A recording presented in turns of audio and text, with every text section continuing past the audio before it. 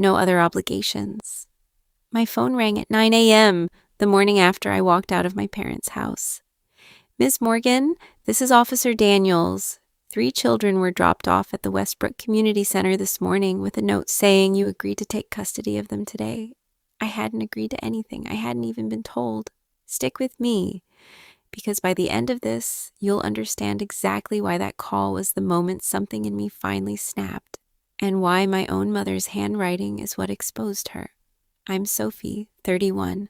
Until that morning, my family had one job for me: be available, always, for free. It started small. My brother Ryan and his wife Jessica already had 4 kids. I loved them. That was the problem. My family learned that love could be billed as labor. When a niece got sick during my finals, I was selfish for not dropping everything. When a nephew's preschool closed, Ryan showed up with a duffel bag. You're just better with routines. When their youngest was born, my mother told the whole family I'd offered to help, which meant 3 weekends of laundry and 2 a.m. wake-ups while Ryan golfed, because new dads need a break too. So when Ryan announced baby number 5 at a family barbecue, something curdled in my chest. My mother turned to me, beaming like she was handing me a gift. "You'll take the kids." Not a question, a verdict. "Absolutely not," I said. The yard went dead silent. Then Jessica laughed. One short, ugly laugh. "You don't have a family of your own. Consider this training." That sentence broke the spell. I picked up my purse and left without another word. My phone buzzed the whole drive home. "Don't you dare embarrass this family. You made Jessica cry. One day you'll be old and alone and regret this." I didn't answer any of it. The next morning I told my best friend James everything. He said quietly, "Sophie, this isn't help anymore. This is ownership." I wanted to argue. I couldn't. Then my mother texted, "Come to the house. We need to fix your attitude." James told me not to go. They don't want a conversation. They want to surrender. I went anyway. My mother was stirring iced tea like she was hosting brunch instead of an ambush. Ryan sat at the table. Jessica leaned on the counter with suspiciously dry-looking tears. My father hovered by the door, saying nothing, as always. "We're not asking for much," my mother said. "You didn't ask at all." "Just until the baby comes," Jessica said. "Maybe through the first year." "That's not a favor, that's a life," my mother sighed. "You work from home. You rent. No husband, no kids. What exactly are you protecting so hard?" "Myself," I said, and that's when my phone rang. Officer Daniels, 3 kids, dropped off under my name, a handwritten note claiming I'd agreed to take them.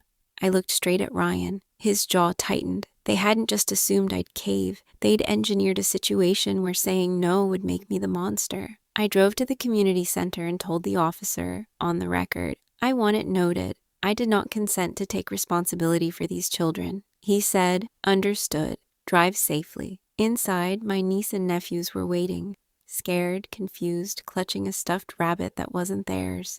"Are we in trouble?" one asked. "No," I said immediately, "not even a little." The officer handed me the note in a plastic sleeve. My mother's handwriting. "Sophie Morgan has agreed to watch the kids until further notice. She is their aunt and has no other obligations." No other obligations. She'd written my entire worth on a piece of paper and handed it to strangers. I had the text to prove I'd refused. The officer's expression changed when he read Jessica's. "You owe us. We gave you purpose." He explained I wasn't obligated to take them. If I hadn't consented, I shouldn't, not even to keep the peace. Before anyone arrived, I quietly photographed the note and screenshotted every message. Not for revenge, for something cleaner, the truth nobody could argue with. Ryan showed up angry, because anger's easier to perform than shame. My mother arrived dressed for church, because she liked looking respectable while doing ugly things. In the meeting room, the officer asked who'd actually dropped the kids off. Silence. Then a staff member confirmed, my mother, at the side entrance, who'd left before completing check-in. The story cracked instantly. Jessica turned on my mother. "You said this was handled." Ryan blamed Jessica for being overwhelmed. My mother admitted she'd just assumed I'd do the right thing, like always. My father quietly admitted he'd known I said no at the barbecue. He figured I'd cave once the kids were actually involved. Their own contradictions built the case better than I ever could.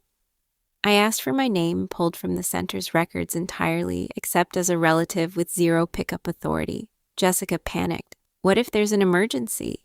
Then call whoever actually agreed to be your emergency contact. We don't have anyone else, she admitted. There it was. They'd never had a backup plan. I was the plan. Everyone signed statements. Ryan and Jessica acknowledged I wasn't their caregiver. My mother signed admitting she had no authority to assign me anything. My father signed as a witness because he'd heard me refuse with his own ears. Watching his hand shake over that pen didn't make me happy. It made me grieve the version of me that waited years for him to finally step in. That night, I sent one email to the whole family, calm and factual. I do not consent to be listed as a caregiver, guardian, or child care provider for these children without my prior written agreement for a specific date and time. I attached the note and the text. Then I saved it all in a folder titled Family Boundary Documentation. 2 days later, the family group chat lit up. Ryan claiming I'd abandoned the kids out of jealousy. Jessica saying some women can't handle watching others build families. Relatives piling on. I sent one message back. I never agreed to watch the children. They were left at a community center with a note falsely claiming I had. I attached a photo of the note. My mother's line fully visible. Sophie has no other obligations. 11 minutes of silence. Then an aunt deleted her comment. An uncle left the chat. My mother called immediately. I let it ring out. The fallout kept building for months. Ryan and Jessica had to complete a full childcare plan with the center before the kids could even return. Approved adults, signatures, the works. Real childcare started costing real money. Ryan canceled a golf trip. My mother's reputation as the family's wise matriarch took a hit nothing could undo. 5 words on that note had changed how everyone heard her. Sophie has no other obligations. Cousins started comparing notes, realizing she'd run this exact play on other people too. 6 months later, after the baby arrived, Ryan sent me one photo. No caption, just a healthy, beautiful little boy. I felt love and grief share the same breath. Want to meet him? He asked. I knew exactly what that question used to mean. Are you ready to be useful again? So I answered carefully. I'd love to meet him as his aunt. I'm not available for childcare. 2 days of silence, then fine. Not an apology. A boundary finally respected. I visited that Sunday. The house was chaos. Laundry on the couch, bottles by the sink. My mother held the baby, but this time she didn't just hand him over. Would you like to hold him? She agged. That word mattered more than anything else that day. He was warm and impossibly small against my chest. My niece climbed up beside me and whispered, Mom says grown-ups have to ask now. My eyes stung. That's a good rule, I told her. Later, Jessica found me in the kitchen. I'm sorry for the training comment at the barbecue. I searched her face for the hidden angle. There wasn't one. Thank you, I said. That one hurt. Ryan never apologized. My father never did either. My mother got as close as she'd ever get when she said, once, almost to herself, I suppose I assumed too much.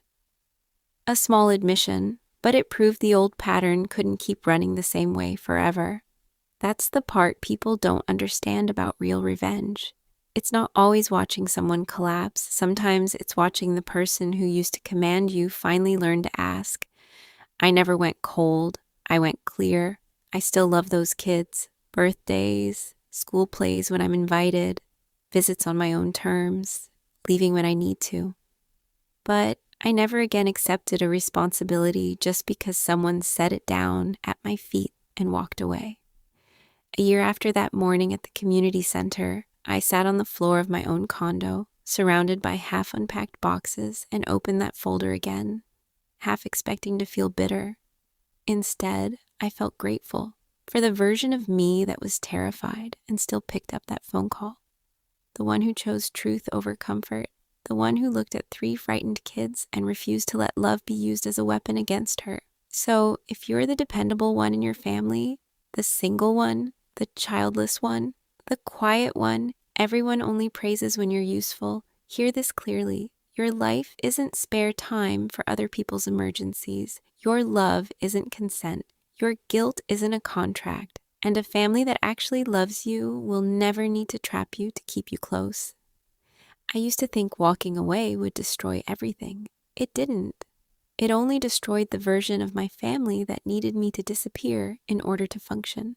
This story is a work of fiction, written for reflection and entertainment.